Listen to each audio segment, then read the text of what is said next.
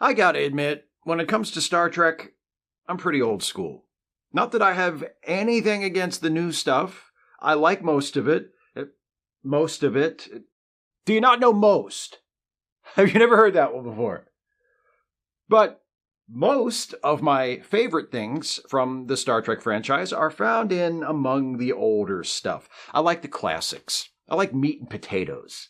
And it's hard to get more meat and potatoes in Star Trek than Starfleet versus Klingons. The Klingons have been one of the most featured alien species, second only to the Vulcans, arguably, and the foremost antagonists of the franchise since their debut near the end of the original Star Trek's first season in the all-time classic episode Errand of Mercy. Over the decades, we've met many Klingon characters, some of whom have been real assholes, but not everyone. Beginning with Star Trek The Next Generation, the Klingons shifted from enemies to uneasy allies, and we were introduced to a series of Klingon characters who weren't scene-chewing villains, but were kinda heroic, even honorable. And I mean honorable by human standards, not the warped, chop off your enemy's head, but look him in the eye first sort of honor valued by Klingons who, friends or foes, remain a deeply messed up bunch. Yeah, it's judgmental, I know. They're culturally monolithic make-pretend people, cut me some slack. Who among all the Klingon characters we've seen in Star Trek is the most honorable? That is my question, and also the question of the viewer who commissioned me to make this video. An obvious place to start looking for an answer is with this guy. Or rather, the guy this guy is a clone of. Kahless, the founder of the mighty Klingon Empire, a legendary warrior and political leader, like the Klingon George Washington, only Kahless probably owned fewer slaves. The Klingons we see throughout Star Trek sure seem to think Kahless was honorable, but was he? For all the talk we've heard about him over the years, we've never actually seen Kahless. In the original series episode, The Savage Curtain, The Space Lincoln Show, we see a recreation of Kahless, and in the TNG episode, Rightful Heir, we meet a clone of Kahless, whom a group of priests at the Boreth Monastery initially try to pass off as the resurrected genuine article. But the real Kahless died like 1,000 years before the main action of the Star Trek franchise takes place, so most of what we know about him comes from the stories or pieces of stories we've heard other characters tell. Like, we know Kahless had a brother, Moroth, and we know they didn't get along because Moroth was a jerk. In the TNG episode New Ground, Worf tells Alexander about the time Kahless and Moroth fought for 12 days and nights because Moroth had told a lie, and in doing so had brought shame to his entire family. So, Kahless valued honesty. That seems honorable. Later on in the TNG episode Birthright Part 2, Worf tells a group of Klingons the story of how Kahless's brother Moroth killed their father. Kahless was so distraught that he wept, and the sea swelled with his tears and flooded into the shore, but we also learn in the Voyager episode, Barge of the Dead, that after Moroth died, Kahless traveled to the Klingon underworld and redeemed his brother, allowing his soul to enter the place of the honored dead. So family was also important to him. We also know from mentions in various episodes, including TNG's Firstborn and DS9's The Sword of Kahless, that Kahless opposed and eventually killed a tyrant named Molor. Killing tyrants is honorable. I feel like we should all be able to agree on that. And this is neither here nor there, but if his recreation from The Savage Curtain is accurate, and I can't think of a single good reason to assume it isn't, then on top of everything else, Kahless is an uncanny impressionist. He does a Surak and a Lincoln, and I've seen him kill with both. So, Kahless seems to have been relatively honorable. It's hard to say with any real confidence because our picture of him is so incomplete, and we need to make certain allowances to account for how times and attitudes have changed since Kahless's lifetime. I mean, no matter how honorable he was in his day, it's a virtual certainty that he was racist by our modern standards. You think Worf has expressed some shitty opinions about Romulans? You should have been around when this guy got going. Or the guy of whom this guy is a representation. You know what I mean. How about Klingon characters who are actually alive during the main action of the various Star Trek series?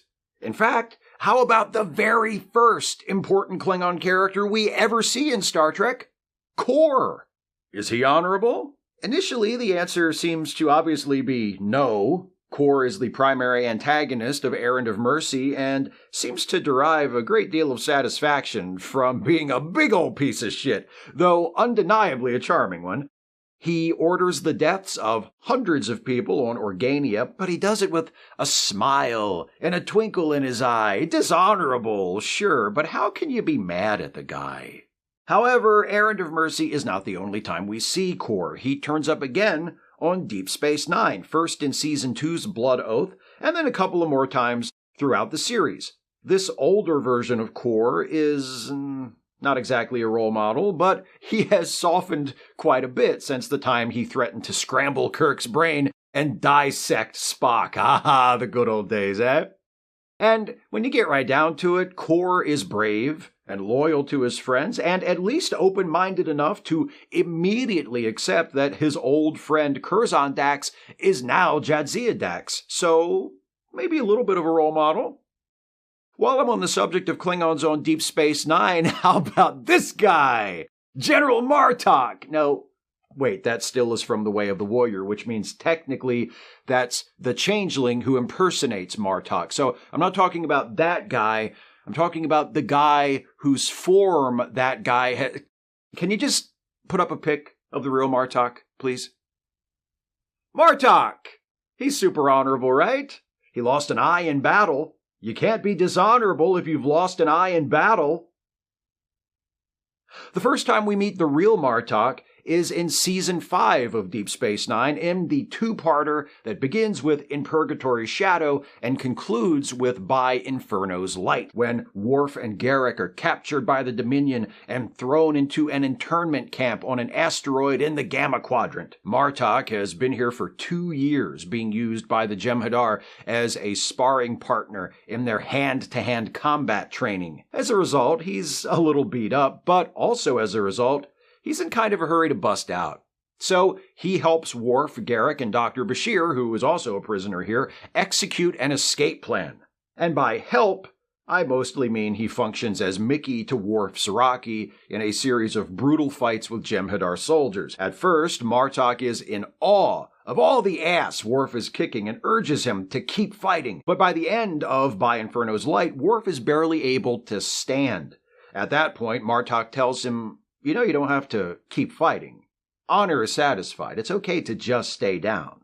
They do escape, of course, and when they make it back to Deep Space Nine, Captain Sisko asks General Martok to take command of the Klingon troops posted to the station. Martok becomes a mentor/surrogate father to Worf, even adopting Worf into his family. He also offers Worf some parental advice when Worf's son Alexander turns up, having enlisted in the Klingon military in the episode Sons and Daughters, although his advice boils down to, you probably should have been a better dad. One of my favorite Martok moments comes late in DS9's 5th season, in the episode Blaze of Glory. There's a subplot involving Nog's determination to get the Klingons aboard the station to respect him after being repeatedly ignored and disrespected by Martok. When Nog catches Martok and some other Klingons loitering on the promenade, he screws up his courage and orders them to either move along or be arrested. Martok stares him down, but Nog stands his ground. Martok compliments Nog on his guts and moves along. So, Martok is kind of a jerk-ass to Nog, but not so much that he refuses to show respect when it's clearly been earned. Classy. One might even say honorable. I said that's one of my favorite Martok moments. Here's my very favorite. The episode is What You Leave Behind, the series finale of Deep Space Nine. The Dominion War is over, the Federation and its allies have won, and Captain Sisko, Admiral Ross, and General Martok are standing in the bombed-out capital of Cardassia Prime. Sisko and Ross are clearly shaken by the devastation they're seeing, but Martok He's pouring wine and ready to toast their victory. Sisko's like, nah, we're surrounded by corpses. I don't really feel like drinking. And Martok's like, before you shed too many tears, remember that these are dead Cardassians. You think it's sad, but I bet the Bajorans think it's poetic justice. Sisko's like, I'm still out. You have fun drinking a toast to a city full of war fatalities. And Martok's like, all right, I will. And he does, because fuck him. I don't know if it's honorable, but I appreciate it. As Deep Space Nine reaches its conclusion, Martok is the new Chancellor of the Klingon Empire. The guy he succeeds in that office is another of my favorite Klingons, Gowron. Well, technically Martok succeeds Worf, but Worf is only Chancellor for like 5 seconds before he abdicates and hands it over to Martok. I love you, Worf, but you're a footnote. Don't worry. I'm coming back to you. I love Gowron. He's entertaining and endlessly quotable. But is he honorable? When we first meet Gowron in the episode Reunion in TNG's 4th season, he's one of the 2 leading candidates to become the new Klingon Chancellor, the other being Duras. And Gowron's definitely more honorable than him, but that's not saying much, since Duras is a duplicitous murderer whose family conspires with Romulans! Gowron would never do that. He hates Romulans. He hates pretty much everybody, it seems like. He's never in a good mood. Maybe he's still pissed about that time his twin brother Kavok tried to steal the Enterprise and use it to start a war between the Federation and the Klingon Empire. I wouldn't blame him.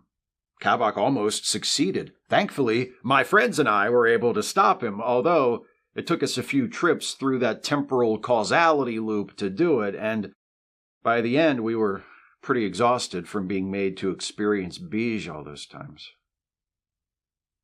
And actually, now that I get a good look at Kavok, I guess they aren't twins. The face is the same, but the foreheads are different. Probably not brothers. Maybe cousins. Resemblant cousins, and you'll find they growl alike, they scowl alike, at times they even howl alike. You can lose your mind when Klingons are 2 of a kind. You know, when you spend so much of your childhood and adolescence watching sitcoms from when your parents were children, you sometimes wonder if it's ever going to pay off, or if you're just wasting your life consuming mindless entertainment. Well, let me assure you of this. As you sow, so shall you reap. I mean, look at me. We see Gowron behaving honorably a few times throughout his appearances on TNG and DS9. For example, when he learns the truth about why Worf's family was stripped of their status. Worf's father was framed as a traitor, and the High Council knew about it and kept it quiet. He restores Worf's honor. Sure, he waits until the second half of the Redemption 2-parter that bridges seasons 4 and 5 after the forces loyal to Duras have been defeated and his position as Chancellor is secure, but what's wrong with being a little practical? That's an honorable trait. Practicality. In The House of Quark from Deep Space Nine's 3rd season, Gowron is impressed by Quark's courage in standing up for Grilka, a widow who is fighting to win control of her dead husband's house from her husband's enemy Dagor. Gowron watches as Quark stands defenseless against Dagor, who is about to attack Quark when Gowron steps in, calls Dagor a coward for being willing to attack an unarmed opponent, strips Dagor of his status, and awards control of her dead husband's house to Grilka. A brave Ferengi, Gowron says of Quark. Who would have thought it possible? Racist.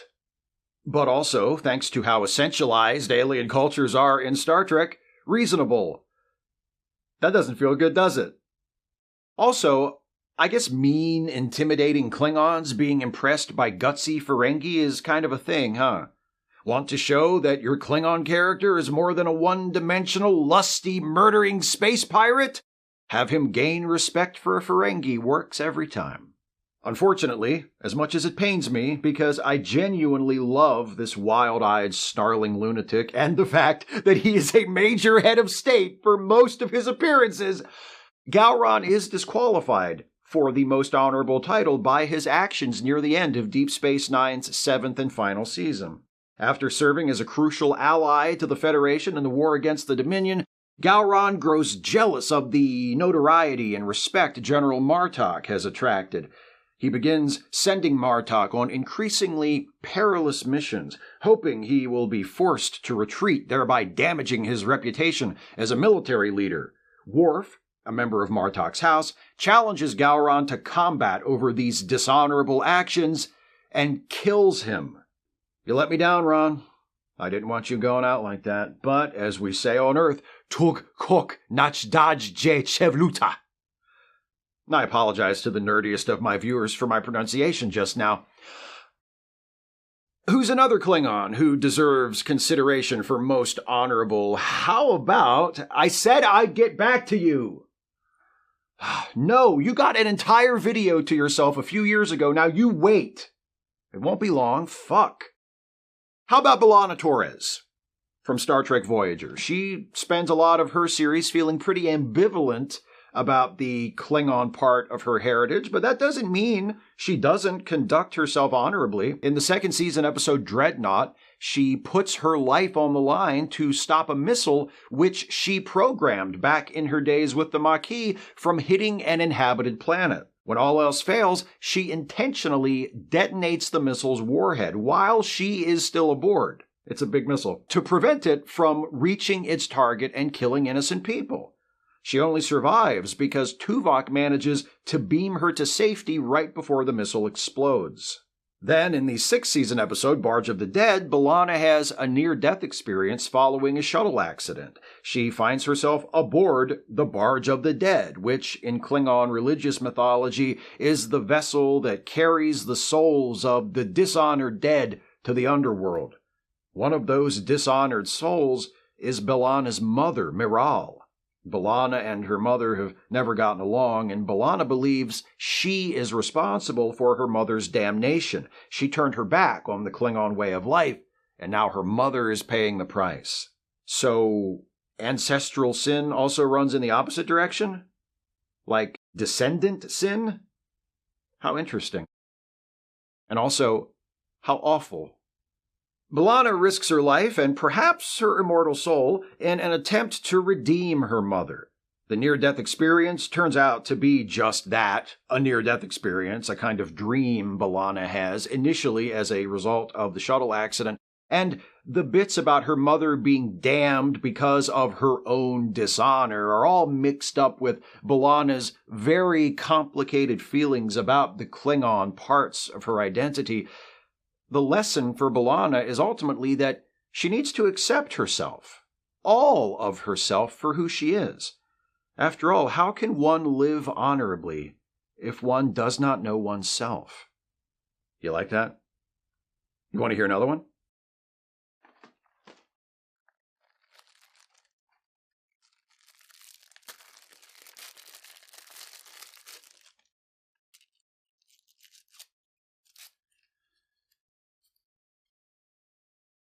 The man on top of the mountain did not fall there.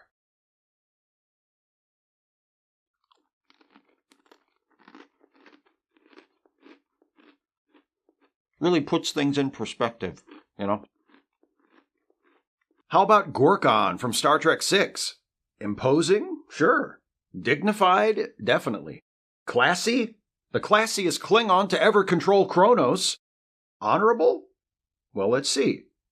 The Klingon homeworld is threatened with an environmental catastrophe after its moon, Praxis, explodes. Rather than go on TV that night and say, well, that's about it for us, time to die like Klingons, everybody, Gorkon reaches out to Spock and initiates peace talks because the Klingons can no longer afford to maintain hostilities with the Federation. Risking his own image as a strong and fearless leader to try and ensure a future for his people seems honorable to me. He silently absorbs the ignorance and low-key racism tossed out by the Enterprise crew during that dinner, recognizes how uncomfortable the concept of peace with the Klingons makes Kirk, and says to him, at the end of the night, you know, if there is going to be a brave new world between our people, our generation is going to have the hardest time living in it. And then, later, when he's flat on a table, bleeding to death, he grabs Kirk and says with his final words, "Don't let it end this way." He knows peace is the only chance his world has to survive. And even as he lays dying following an attack from Starfleet officers, he pushes for that peace with his final breath. How much more honorable can you get? All right, fine. Worf. Honorable? Yeah. A little pushy. At least that seems to be his mode of engagement with me today, which I'm not loving, I gotta say. But honorable for sure, perhaps even to a fault. That time when the High Council revokes his family's status, discommendation as it's known, Worf willingly goes along with that. He knows that his father was innocent, that it was actually the father of Duras who was the traitor. But he also knows that the family of Duras is incredibly powerful and that the revelation of their treachery would plunge the Klingon Empire into chaos. So Worf accepts the dishonor, which he does not deserve even by the fucked up ancestral sin standard recognized by Klingons and many real-life fundamentalist Christians. He pays for someone else's sins to save others. But you Christians wouldn't know anything about that, would you? It's not the last time Worf makes a personal sacrifice for the sake of someone else. In Season 6 of Deep Space Nine, in the episode Change of Heart, Worf abandons a mission to acquire important intelligence on the Dominion, choosing to get a seriously injured Jadzia Dax to safety instead. Now, there is a not-so-honorable side to that one. It's complicated, because if Worf had completed that mission, the intelligence he was supposed to acquire could have allowed Starfleet to find changelings that had secretly infiltrated its ranks and shortened the war, but the dude chose to save his wife. I can't be mad at him. There are many other instances of Worf being a stand-up honorable dude I could mention. If you have a favorite that I don't address here, please share it in the comments. But I just want to talk about one more before I wrap this up. This isn't so much a time that Worf makes a personal sacrifice, it's more a time that Worf finds it within himself to set aside a personal prejudice. His aforementioned, very strongly and deeply held personal prejudice against Romulans. Actually, before we get to that, let me start with another bit that establishes just how strong Worf's prejudice is. Let's talk about Worf's story in the 7th episode of TNG's 3rd season, The Enemy. This episode is mostly about Geordi and this Romulan guy, Bakra, getting trapped on an inhospitable planet and being forced to work together to survive. But there's a subplot involving another Romulan who is rescued by the Enterprise, but is on the brink of death. The Romulan won't survive without a donation of ribosomes. But the only compatible donor on the ship is Worf. So Dr. Crusher calls Worf to sickbay, and she's like, "Hey, Worf, real quick, I just need you to give me some of your ribosomes to save this Romulan, okay?" Worf's like, "Nah, I don't think so." "Look, I know you don't like Romulans, but come on. You're taking it a little too far now. Maybe you'd feel differently if the Romulans had, I don't know, slaughtered your parents in front of you. But without your ribosomes, he'll die. Then it sucks to be him. Later!" Some time goes by. Worf and Riker are talking. Riker's like, "Dude, I get it, but do you have to blame all Romulans for what happened to your parents?" Worf's like, "Yeah." Riker says, "Really? Even if someday we make peace and the Romulans become our allies?" "Whatever. I'm serious. People used to think humans and Klingons would never make peace, but look at us now. Not only are the Federation and the Klingon Empire allies, but whenever the writers remember it, you and me are like best friends. So you think I should give my blood to save that Romulan Patak?" "Yes, I do, but come on, he's been through enough. There's no need to insult him." "No, that's his name." "What's his name?" "The Romulan Patak. I know who you're referring to, but what is his actual name?" "Patak." "Yeah, well, fuck you too!" Crusher summons Worf to sickbay for a last-ditch guilt trip. The Romulan, whatever his name is on the verge of death, and Crusher's like, "Just thought you'd want to see. No reason." Worf draws closer to the bed, and the Romulan's like, "Hey, come here, you Klingon piece of shit. Let me die choking, you filthy Klingon ass." So he seems nice. Worf tells him that a transfusion could save his life, but the Romulan's like, no thanks, I'd rather die than pollute my body with that janky pink blood. Captain Picard makes one last attempt to persuade Worf to save the Romulan, but Worf refuses, and the Romulan dies. Now, take that knowledge of Worf's deep-seated prejudice against Romulans and carry it along as we jump ahead to Season 6 of TNG and the episode Birthright Part 2. While searching for his father, who he has been told may still be alive, Worf discovers a group of Klingons living in a Romulan prison camp on the remote world of Karaya 4. Worf is discovered by the Romulan guards and captured.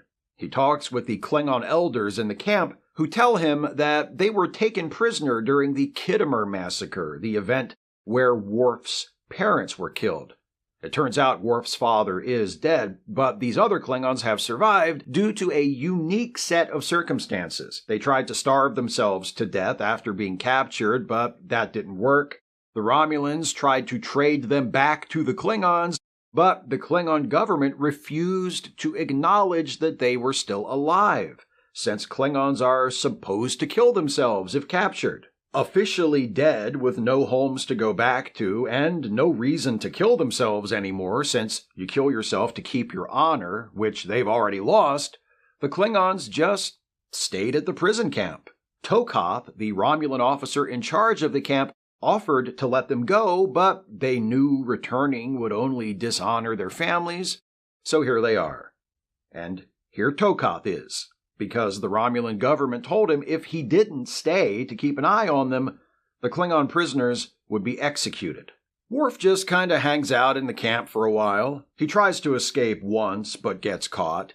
He bonds with some of the younger Klingons, the children of the original prisoners, and teaches them about Klingon traditions and such, things they haven't learned about. He starts getting close to Ba'el, a young woman whose mother is one of the elder Klingons, but then Worf moves in for a kiss and brushes Ba'el's hair back and sees, oh shit, a pointed ear, girl, you're half Romulan. It turns out Tokoth, the Romulan commander of the camp, is Ba'el's father. Worf's like, how could your mom have sex with a Romulan? Why shouldn't she?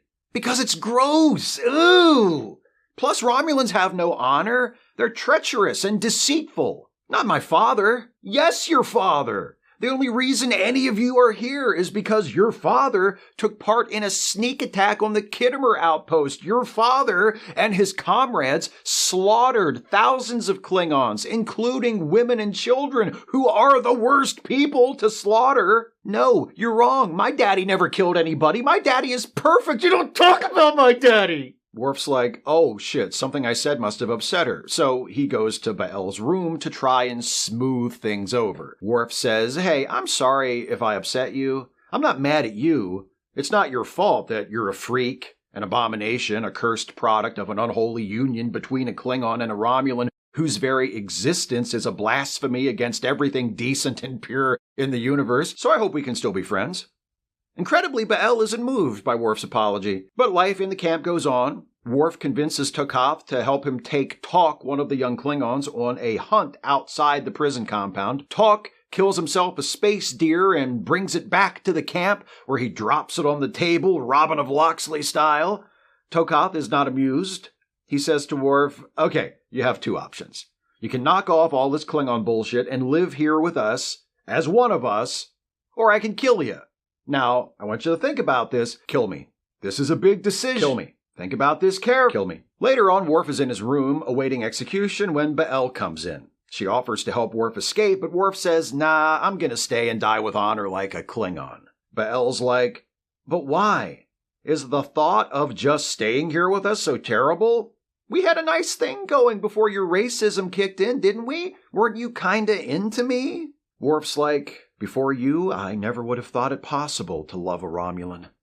And they kiss as the frozen carapace of bigotry encasing Worf's heart melts away. But he still chooses death.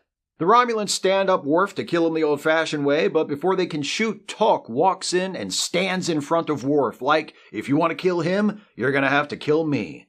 Then, Lakor, one of the elder Klingons, joins them. Then more of the young people stand up as well. Finally, Bael stands up with Worf, and Tokoth is like, "My own daughter turning against me? Well, you can forget about borrowing the car this weekend, I'll tell you that." Bael's mother stands up too, and says to Tokoth, her husband, "Stop being such a dick about this. We chose to stay in this prison years ago, but that doesn't mean our children have to stay here too. If they aren't happy here, let them go."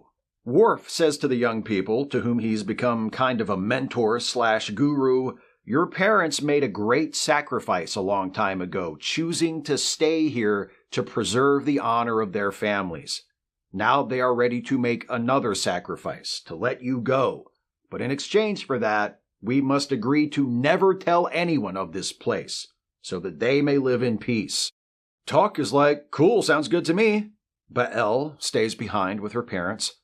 But soon, Worf and the other young Klingons are rescued by, let's say, Tomalak. So Worf overcomes his hatred of Romulans, accepts that he has feelings for a woman who is half Romulan, agrees to honor and protect the community of Romulans and Klingons who live together on Karaya 4, and that more or less sticks.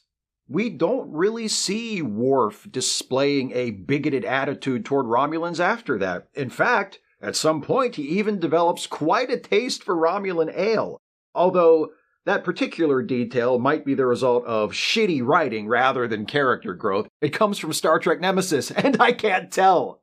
Star Trek's most honorable Klingon is obviously Worf. It's not really a fair fight, since Worf has gotten way more screen time than any other Klingon, but then again, an unfair fight isn't necessarily a dishonorable one. Worf can't help it that the creators of Star Trek couldn't get enough of him. He's just doing what he does. Sure, not everything Worf does or says is honorable, but I think the balance easily tips to that side. And hey, the question in the title of this video is, who is the most honorable Klingon, not who is the most perfect Klingon, because I think we all know who that is.